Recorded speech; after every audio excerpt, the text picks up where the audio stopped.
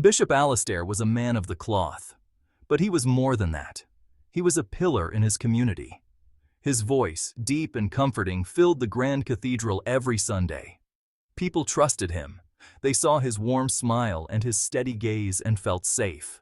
He spoke of grace, of forgiveness, of walking the righteous path.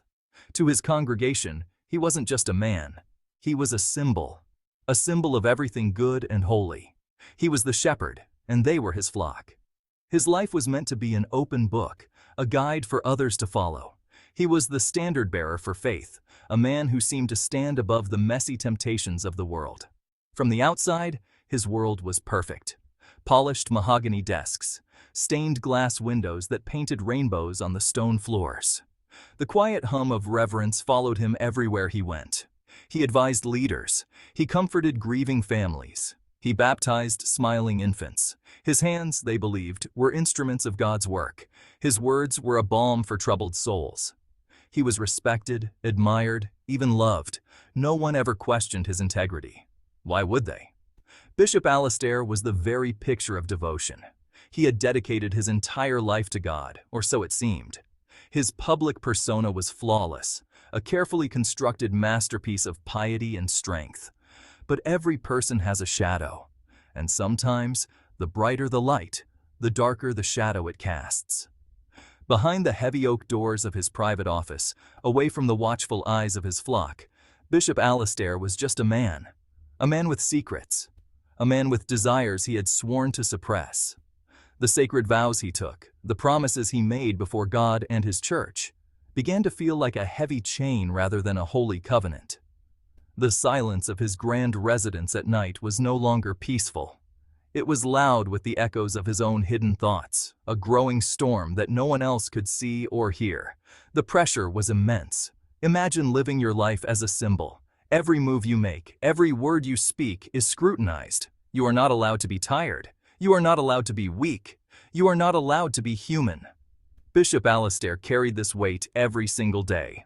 He smiled when he wanted to scream. He offered blessings when he himself felt lost. This constant performance, this unending act of being perfect, began to wear him down. The cracks in his perfect facade were beginning to show, but only he could feel them.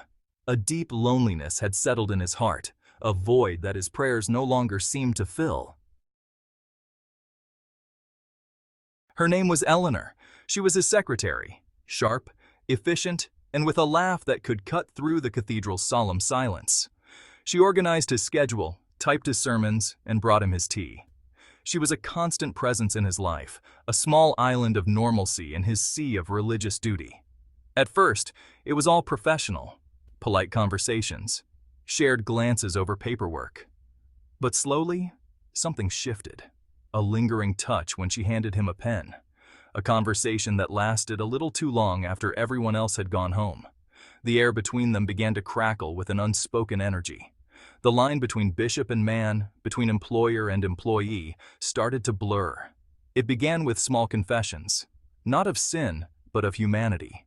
He'd talk about the loneliness of his position. She'd talk about her dreams and disappointments. They found a connection they weren't supposed to have. It was dangerous. They both knew it, but it was also exhilarating.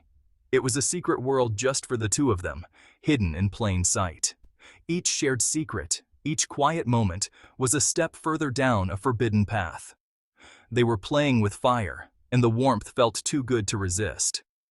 Then came the night he broke his vows.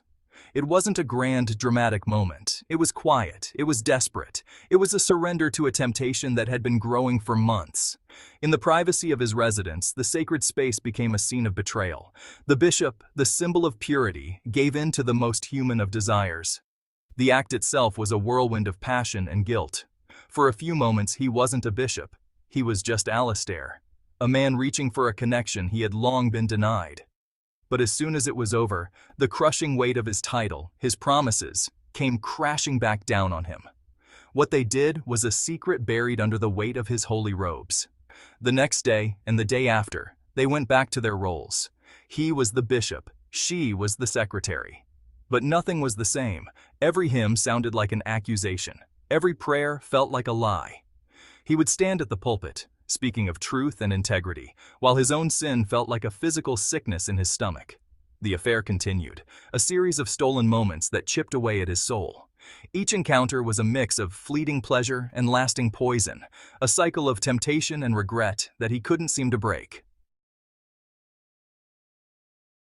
The night had been like the others before it, a secret rendezvous, a shared silence filled with unspoken truths. Eleanor had left in the deep dark, leaving him alone in his large, empty bed. Bishop Alistair fell into a troubled sleep, the kind of sleep that offers no rest. His dreams were a chaotic mess of judging eyes, falling pillars, and whispers he couldn't quite make out. He tossed and turned, tangled in the fine linen sheets that felt more like a shroud. The guilt was a constant companion, a cold presence in the room that didn't leave when his secret lover did. He was a man living two lives, and the strain was becoming unbearable. He woke up just as the first gray light of dawn began to creep through his window. The air was still and heavy. He felt a familiar wave of self-loathing wash over him. It was a morning ritual now, the brief escape of the night giving way to the harsh reality of the day. He had to get up. He had to put on the robes. He had to become the bishop again. He had to face his congregation and speak of a God whose laws he was actively breaking. He sighed, the sound loud in the quiet room. His body felt heavy, not from sleep, but from the sheer weight of his hypocrisy. He sat up slowly, running a hand over his tired face. His eyes were still blurry with sleep.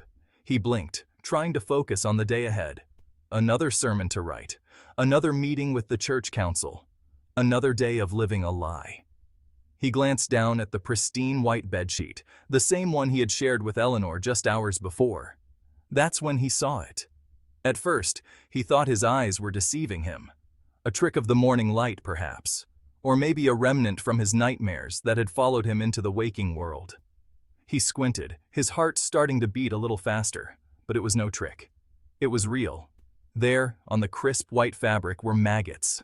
Dozens of them, small, white, writhing things, crawling over the very spot where he had lain. They moved slowly, blindly, a disgusting, living stain on the purity of the sheet. A cold shock jolted through him, sharp and electric. It was impossible. His residence was immaculate, cleaned daily. There was no explanation, no logic, just the horrifying, undeniable reality of corruption made visible. The sight was so grotesque, so out of place, that his mind struggled to even process it. His first reaction was not thought, but pure, primal fear. A gasp escaped his lips, and he scrambled back, away from the crawling horror. He almost fell off the bed. His heart hammered against his ribs like a trapped bird. The maggots, on his bed, in his sacred space. It was a violation, a defilement. He stared, his eyes wide with a terror he hadn't felt since he was a small child afraid of the dark. But this was worse than any monster under the bed. This was real. This was here. This was a nightmare unfolding in the light of day, a tangible manifestation of something deeply wrong. Then the fear gave way to a wave of revulsion so strong it made him gag. He felt sick to his stomach. These creatures, these harbingers of decay and rot, were crawling on his sheets. It felt personal. It felt like an accusation. His mind raced, searching for a rational explanation. A fly? Rotting food? But he knew. Deep in his gut, he knew this wasn't about hygiene. This was about him. The clean white sheet represented his public image, his vows, his supposed purity. And the maggots were his sin, his hidden secret rot, now crawling out into the open for him to see. He couldn't look away. He was frozen, transfixed by the grotesque scene. Each writhing maggot was a tiny, living symbol of his betrayal. They were the physical embodiment of his guilt. The lies he told, the vows he broke, the secret life he led. It was all there, squirming on the bed. He felt a profound sense of shame, deeper than any he had ever known. It was one thing to feel guilty in the privacy of his own soul. It was another to see that guilt given form, to see it crawl and writhe before his very eyes. This was not just a sign. It felt like a verdict. Was this a warning from God? A punishment? Or was it his own mind, his guilt so powerful that it was creating a hallucination? He honestly didn't know. The line between the spiritual and the psychological blurred into meaninglessness. What did it matter where it came from? The message was the same. You are corrupt. You are decaying from the inside out. The maggots were not just on his bed. They felt like they were under his skin. He felt unclean, tainted to his very core. The respected Bishop Alistair was a fraud, and the universe, or God, or his own mind, had just sent him the most disgusting receipt imaginable. In that horrifying moment, frozen by the sight of the crawling maggots, Bishop Alistair's two worlds collided. The world of the respected shepherd and the world of the secret sinner could no longer exist separately. The lie had become too heavy to carry. The maggots were a mirror, showing him not his face, but his soul. And his soul was rotting. This wasn't just about a broken vow of celibacy. It was about the slow erosion of his entire being. It was about the hypocrisy of preaching virtue while practicing vice. The integrity he championed from the pulpit was a joke, and the punchline was writhing on his bedsheets. This moment was a crossroads. A terrifying, disgusting, but ultimately clarifying crossroads. He could try to ignore it. He could strip the bed, burn the sheets, and pretend it never happened. He could call Eleanor and continue their secret affair, pushing the guilt deeper and deeper into the darkness. He could double down on the lie, polish his public persona even brighter to hide the growing decay within. That was one path. The path of continued corruption, where the maggots would surely return, perhaps in even more horrifying forms. The path that leads to a completely hollow man. But there was another path, a harder path, a path that started with acknowledging the filth. It was the path of confession, the path of honesty. It would mean the end of his career. It would mean public shame and humiliation. He would lose the respect he had worked his entire life to build. He would disappoint everyone who had ever believed in him. It would be a kind of death, the death of Bishop Alistair. But maybe, just maybe, it could also be a kind of rebirth. The birth of Alistair, the man. A broken, flawed man, but an honest one. The story of the bishop and the maggots is not just about a man's fall from grace. It's a lesson for all of us. We all have our own versions of secret sins, the small compromises and hidden truths that we think no one else can see. We think they are buried deep, but they are not. They fester inside us. They rot our integrity from within. Maybe we won't wake up to actual maggots, but we will see their equivalent in our lives, in our anxiety, in our broken relationships, in the emptiness we feel. This story asks us to look at our own sheets, to ask ourselves what we are hiding in the dark. It reminds us that integrity is not about being perfect, but about being whole. It's about our public lives and our private lives being the same.